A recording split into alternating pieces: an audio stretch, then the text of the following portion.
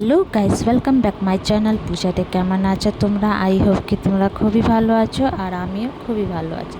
তো আজকে বিকাল দিয়ে লাগিয়েছে মামা নাস্তা কি হবে। তো চলো তোমাদেরকে দেখাচ্ছি আজকে নাস্তাটা। শুরু শান্ত ভিডিওটা দেখতে থেকো, স্কিপ করো না। তো এই যে দেখো কড়াই গরম হয়ে গেছে, তো এর মধ্যে দিয়ে দিলাম রিফাইন অয়েল আর কিছুটা বাদাম আমি ফ্রাই করে নিয়েছিলাম। আমার কাছে আগে দিয়ে আলু সিদ্ধ রাখা ছিল সমস্ত মশলা টশলা দিয়ে মেখে, তো এটার মধ্যে কেবল একটু বাদামটা ভেজে দিয়ে দিচ্ছি।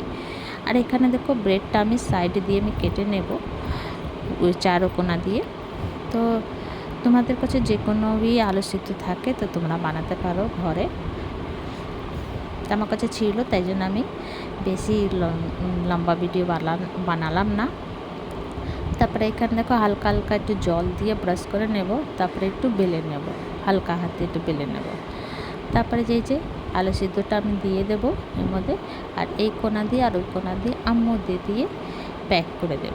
প্যাক করে মধ্যে আমি একটুখানি চিজ রেখে দেবো। তো এই যে দেখো, তো আমি অল্পই চিজ রাখলাম, কেন কি সবাই চিজ পছন্দ করে না। তাই এখানে একটা প্লেটের মধ্যে বাটার লাগিয়ে নিয়েছিলাম, আর সমস্ত এটা বানিয়ে এই যে মাইক্রোওভেনে দিয়ে দিলাম। তো আমার ওই ডিজাইন দিয়ে আমার এই ডিজাইনটি ভালো লাগছিলো, মানে পুরো ব্রেডটা আমি কাটি নেই, একটাই কেটেছিলাম।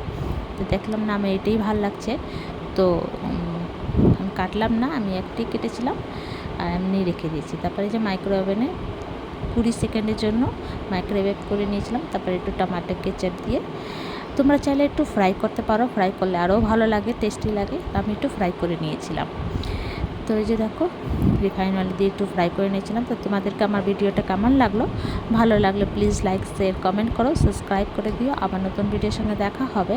তো তোমরা সবাই ভালো থেকো, সুস্থ থেকো। ভিডিওটা কেমন লাগলো কমেন্ট করে জানিও। Bye bye, take care.